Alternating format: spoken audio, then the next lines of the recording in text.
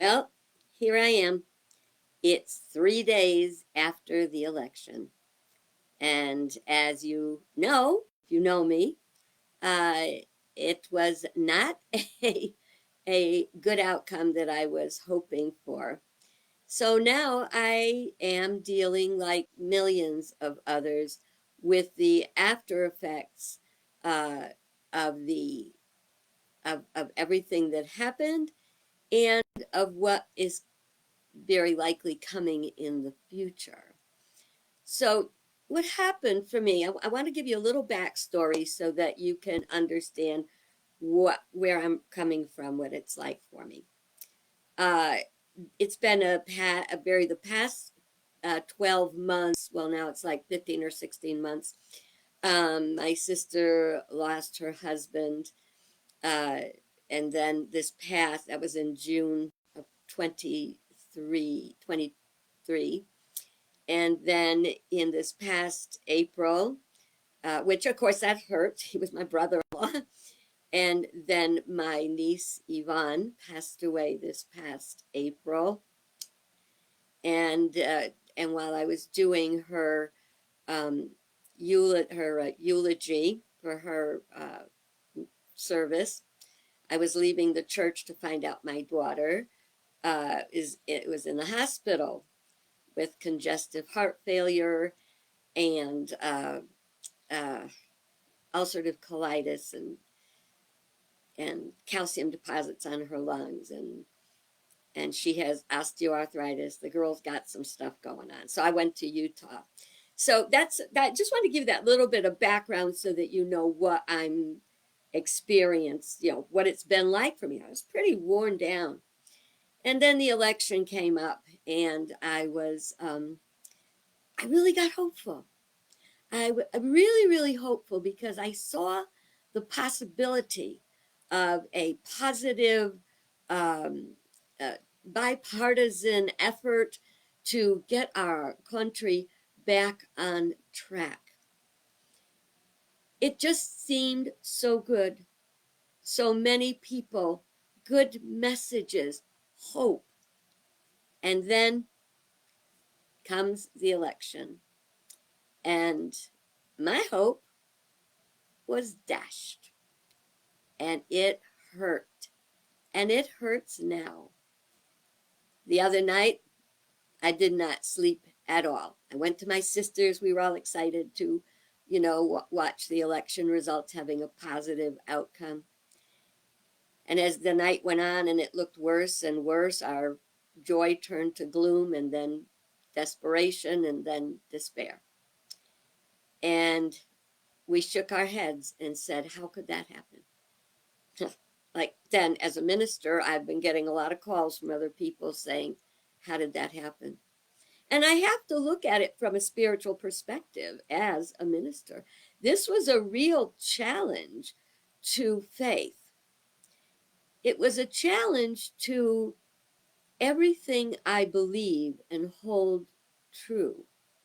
And the simplest way to explain it is truth and justice and love are the things that mean the most to me. Loving each other, well, anyway, we know that the uh, winning winning candidate was is not a person who is into truth and justice and love, but more like power, control, money, self. I know I get in trouble for this, but it is what it is, okay? And so that was my biggest devastation. And then what's piled up on top of that is I've been there before. We all went through this whole thing, back from in the earlier election uh, before Biden, and we suffered with it. As I said in my previous video, every morning I'd wake up with a gut punch. What has he done now? And now with Project 2025 staring us down the face, I wonder what's coming next. And a lot of people are, wondering what's coming next because they're really happy feeling they won. Oh, golly, this video is not going where I wanted it to. I'm going to put that aside, okay? I'm still not in a good place. So this is 3 days after the election, and I'm still feeling very, very lost. And but I was thinking today that when Jesus was crucified, he was in the tomb for 3 days before the resurrection, and I'm about ready for a resurrection. I'm learning that's not going to happen tomorrow morning. Tomorrow morning's not my Easter, but we must carry on. My resurrection, and I pray your resurrection, is the ability to carry on. So, but what we need first, though, is first aid. My first aid was to take care of myself. And that meant just kind of like laying around, eating, commiserating, finding support in other people. There are things that we can do during this tomb time. If you haven't taken your tomb time yet, I encourage you to do that now. And that would be put the election results behind you, stop, try to get centered, and pamper yourself. Now, a great way, it's good if you have a counselor, if you go to counseling or anything, talk to a counselor. Talk to your clergy person. I'm a clergy person. You want to talk to me? Talk to me. You can go to a movie. It's not good to be alone. You can commiserate with someone else. And that's what I've been doing the past 3 days. And I am ready to move forward. So that was the core of my message tonight was about. So this morning, when I woke up and I was doing my prayer time, even my prayer time was so difficult the past 3 years because I was really kind of mad at God. But we can't be mad at God because this is ours to deal with. All right. So don't be mad at God. You're mad at God, forget it. What we have to do is look at what happened and take it from there. So I'm laying in bed. I'm doing my prayer time. That's what I do. My prayer time with God. I have my little tea and my prayer books and my journaling and my gratitude list. Do you know how hard it is to do a gratitude list after being so hugely disappointed? But there's always something to be grateful for, and that's what you want to remember. Always have something to be grateful for. And as I prayed and I pondered, all of a sudden I started to write notes. Now, anyone who knows me knows I am the post-it queen. I have post-its all over the place. Right in front of me right now is a bunch of post-its that I make notes to what I want to do. Now, I haven't written since winter came upon us, and all my niece's illness and everything just took all my joy. I didn't want to write. I didn't finish my NaNoWriMo book like I do every year.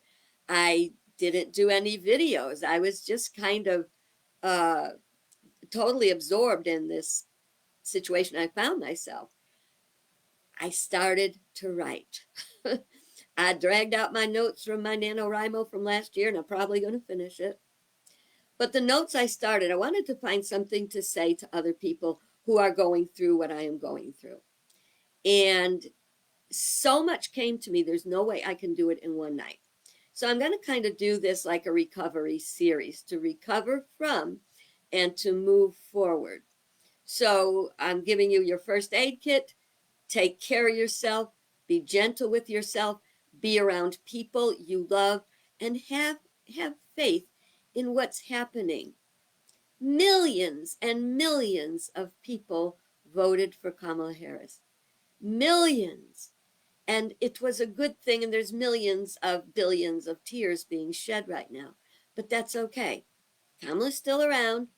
All the good people are still around. All the positive people are still around. And all the people that care for a good, healthy future for America, they're still there. So keep remembering You're not alone. We're not alone. It's way bigger. So, first of all, let's take care of yourself. Let's take care of each other. And I had so many notes. I said, I'm just going to make this a recovery series. So, so let's just do that for now, okay? So, oh, one thing, this is really, really important, okay? Write this down. Stop catastrophizing. We do not know what's going to happen, but we must keep our thoughts as positive as possible. Oh, and by the way, if you want to give God a piece of your mind, if you want to yell and scream and, beat your pillow and stuff like that, that's okay too, because God doesn't care. God knows what we're going through. But what we're going through, we're going to go through it together. I got lots of good stuff to share. I'm going to do that as we go along. So, my goal is to do a recovery video every day and to nurse us through the difficult part and to march on toward the positive things we can do. Sorry, this was a little, but so am I. What do you expect? Okay.